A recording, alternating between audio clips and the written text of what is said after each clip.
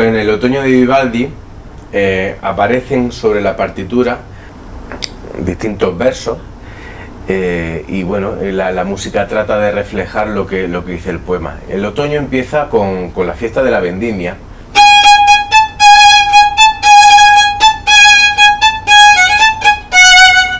En el tercer movimiento ocurre algo también otoñal, que es la caza. En aquella época pues se hacían cacerías y entonces con el violín Vivaldi imita un poco los cuernos de caza.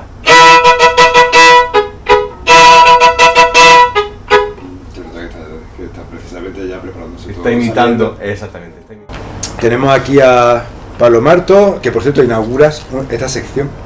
Esta sección se llama Clientes Ilustres. ¡Anda! No lo sabía.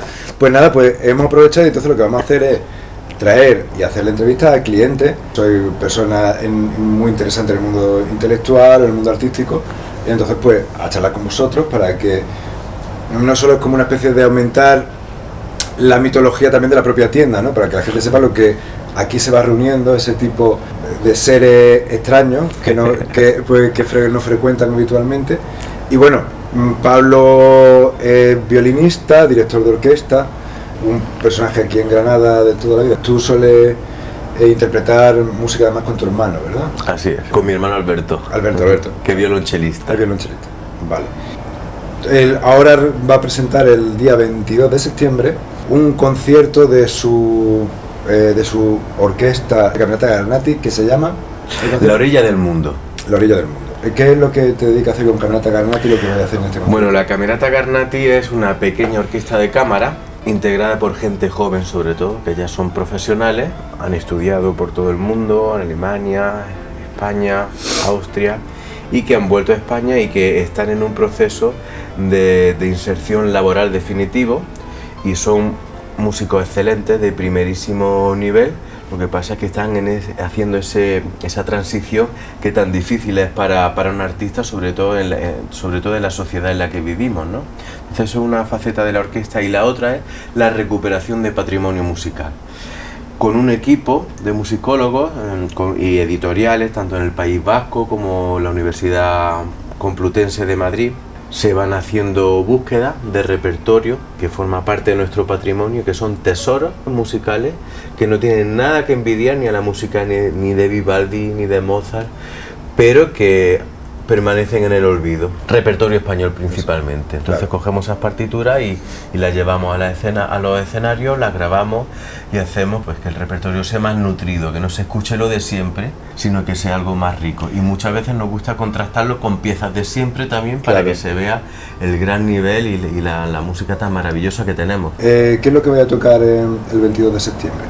Bueno, pues este 22 de septiembre haremos un concierto que vamos a realizar con la ayuda de la Fundación Banco de Sabadell. Sin ellos eso no sería posible, y vamos a empezar con una obertura barroca española que hemos conseguido trabajando con el Instituto de Ciencias Musicales de la Universidad Complutense, que es una obertura de García Fager.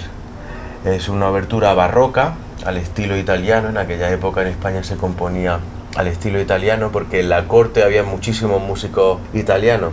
E inmediatamente vamos a continuar con el otoño de Vivaldi. ¿Por qué?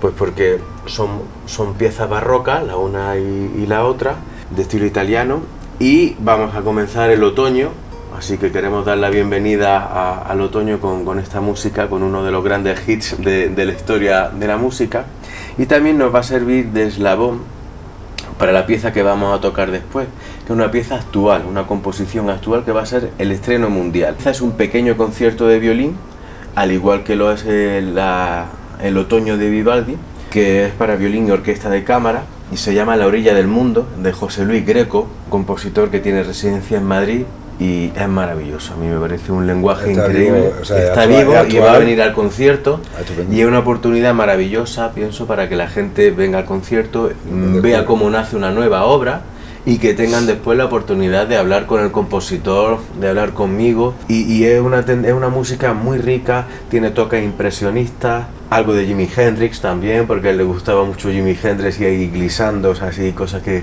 recuerdan ese estilo, ritmos muy fuertes, con mucho carácter, que es herencia del jazz, del rock and roll. con ese hilo que digo, ¿no? Empezamos en el barroco español y continuamos con esta música de José Luis Greco. Hay varias cosas que debemos recordar. Una, que es que vamos a sortear 2 entradas.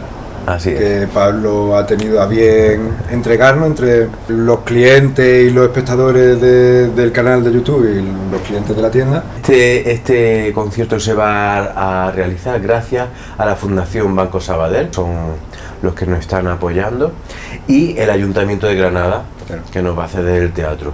Y también queremos dar gracias especiales a la Peña de la Platería, porque allí es donde estamos ensayando, en un sitio idílico frente a la Alhambra, y los músicos funcionamos allí muy bien. Estupendo, aunque claro, sea tocando por Beethoven, como dice.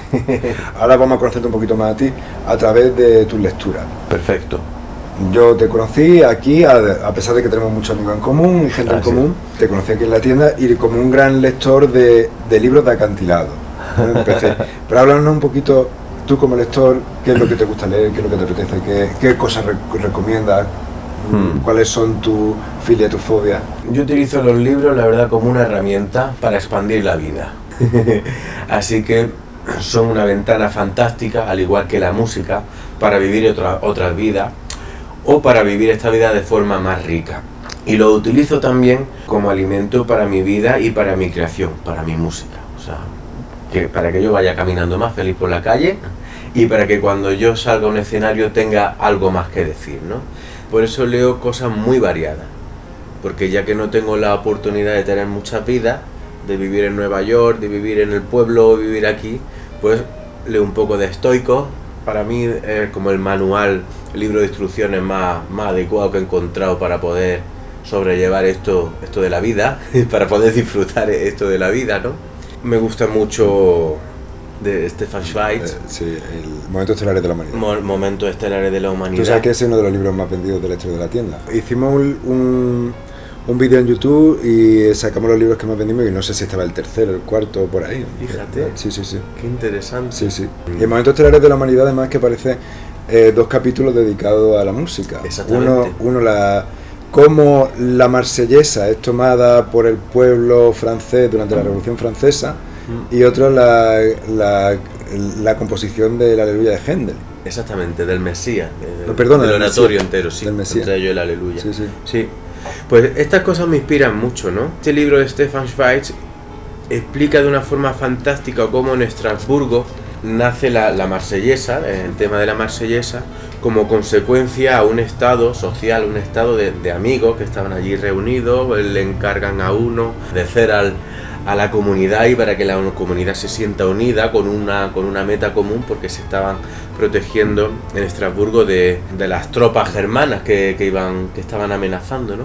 Entonces refleja muy bien cómo la música es algo colectivo, o sea, la música es un ejercicio colectivo, ya lo era en la prehistoria, que servía pues para, en un ritual, que el ser humano se sintiera junto, se sintiera más unido, se sintiera más poderoso y pudiera emprender junto pues sueños que sin esa elevación no podrían.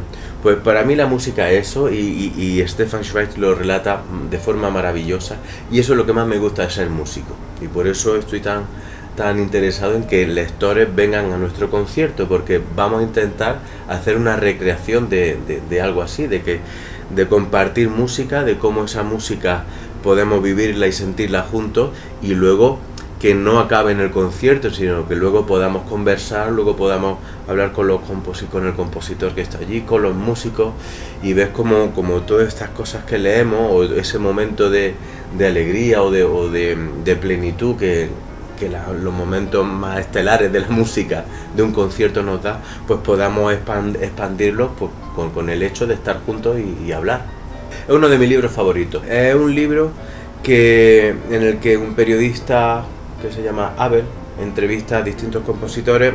La entrevista más extensa es a Johannes Brahms, y Brahms le pide que no publique esa entrevista hasta 50 años después de su muerte, porque dice cosas muy delicadas y porque quiere que ese libro se lea en el momento en el que su música ya es comprendida del todo, ¿no? Y habla realmente sobre cómo él compone, y él dice que pues que es la divinidad, quien compone a través de él. Sí, Dios directamente, un Dios directamente. ¿Un Dios católico o un Dios más panteísta? Un Dios católico, él habla del nazareno. Siente un contacto con la inmensidad, sí, y se deja llevar por él. Y ahí dice que esa es la clave de cómo escribe.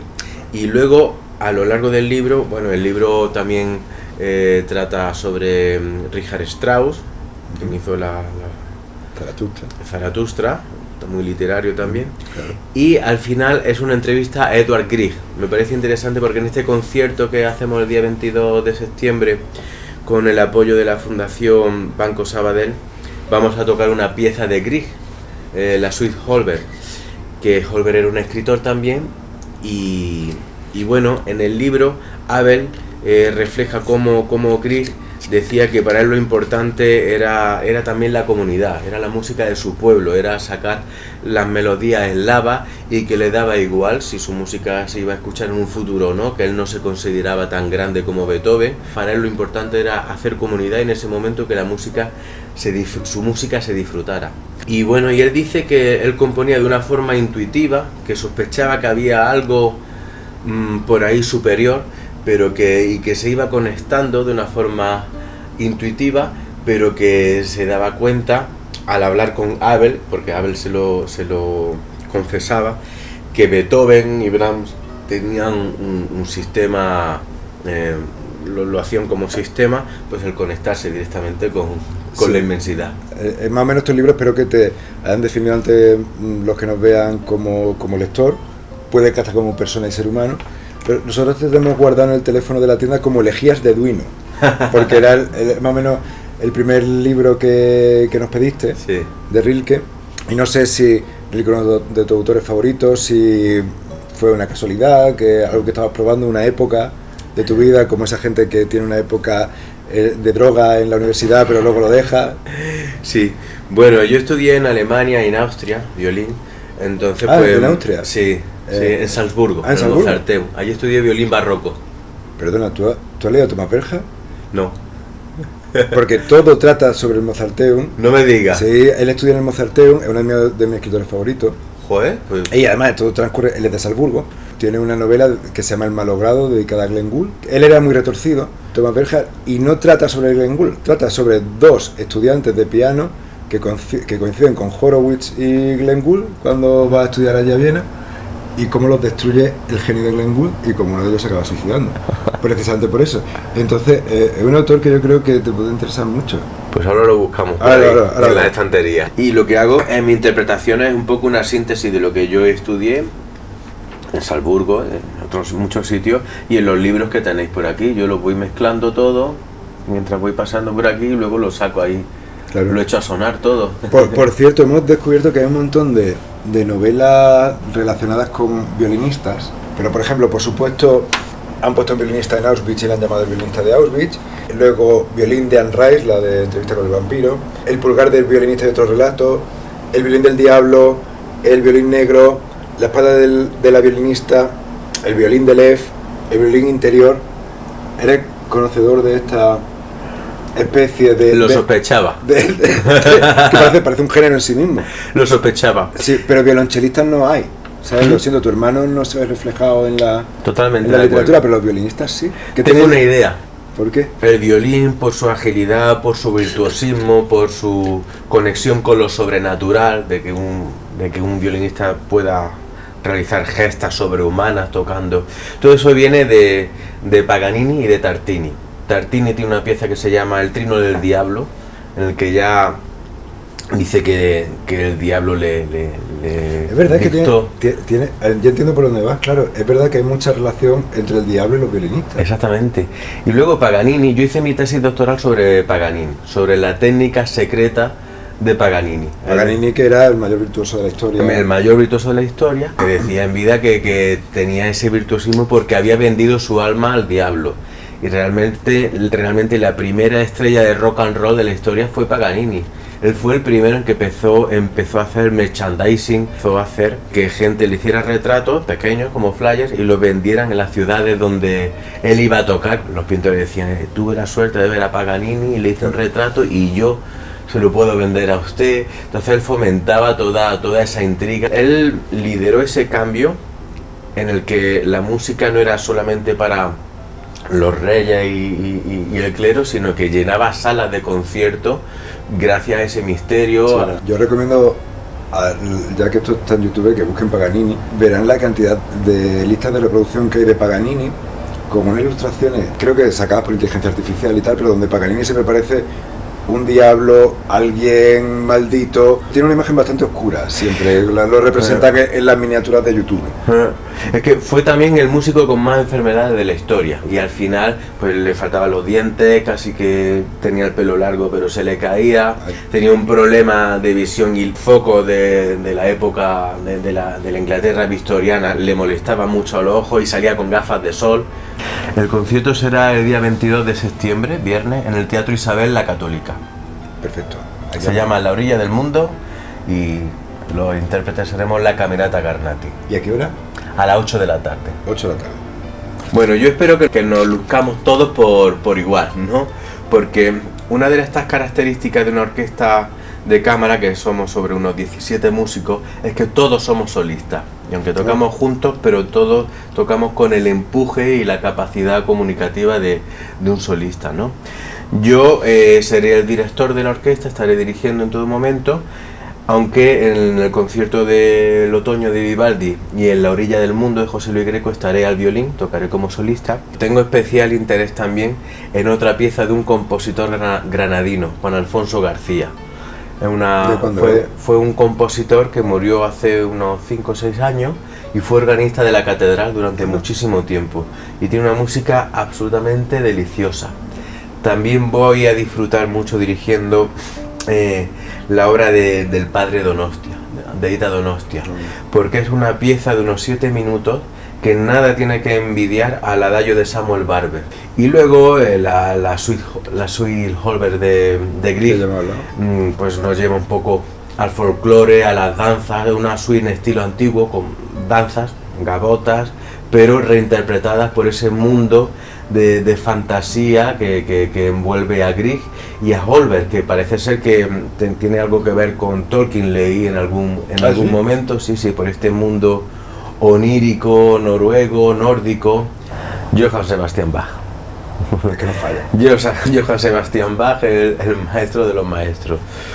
Porque me parece maravilloso cómo era un hombre que combinaba una vida familiar, además. Familiar, terrenal, una vida de pueblo, porque él vivió en pueblo, Leipzig, yo creo que... Sí, además en aquella época, además él era el organista de la iglesia, claro, de la capilla de allí. Y además hay constancia de que le gustaba el café, la cerveza, era un hombre muy llano, un hombre de familia, pero ese se conectaba, como hemos dicho antes, pero bien. Sus obras son absolutamente inexplicables, no hay explicación de cómo un ser humano puede crear un milagro así en música. De hecho, muchos filósofos existencialistas dicen que no lo dejan todo o no se suicidan por Bach. Por ejemplo, entre ellos Cioran. Pues músicos actuales hay varios que me gustan mucho Björk, me gusta mucho Rocío Márquez, lo que está haciendo con Bronquio, me gusta mucho José Luis Greco, claro, el compositor del cual vamos a estrenar esta pieza y que está dedicada a nosotros. O sea, yo creo que se trata de algo maravilloso. Pues un último libro que os recomendaría, La utilidad de lo inútil, de Nuccio Ordini. Porque yo creo que vivimos todos en un periodo en el que vamos muy rápido, vamos muy confusos, y yo creo que este libro te puede asentar muy bien y te puede ser de mucha utilidad. Sí, y que va contra todos los programas pedagógicos que hay ahora, que eliminan la filosofía, que eliminan la literatura, de la educación. A mí me parece una maravilla, además, sobre todo por su síntesis, brevedad, muy ligero, muy interesante. Sí, porque además nos aleja de esa corriente que llevamos todo el día de ser productivos. Venga a ser productivos, y se nos olvida algo que más o menos es importante, que es vivir. Sí, exacto. Si se nos olvida eso, ¿de qué va todo? Lo inútil sirve para vivir. Exactamente, lo inútil sirve para vivir. Perfecto, pues así terminamos. Bueno, pues el día 22 a las 8 de la tarde en el Teatro Isabel la Católica, pues veáis a Pablo Martos con su Camerata Garnati y con La orilla del mundo. Vale, pues muchísimas gracias, Pablo. Gracias a vosotros por estar aquí. Y nada, en el link de abajo tenéis para comprar la entrada y probablemente lo que necesitáis para entrar en el sorteo de las 2 entradas que nos cede Pablo. Hasta luego. Gracias. Pues estupendo.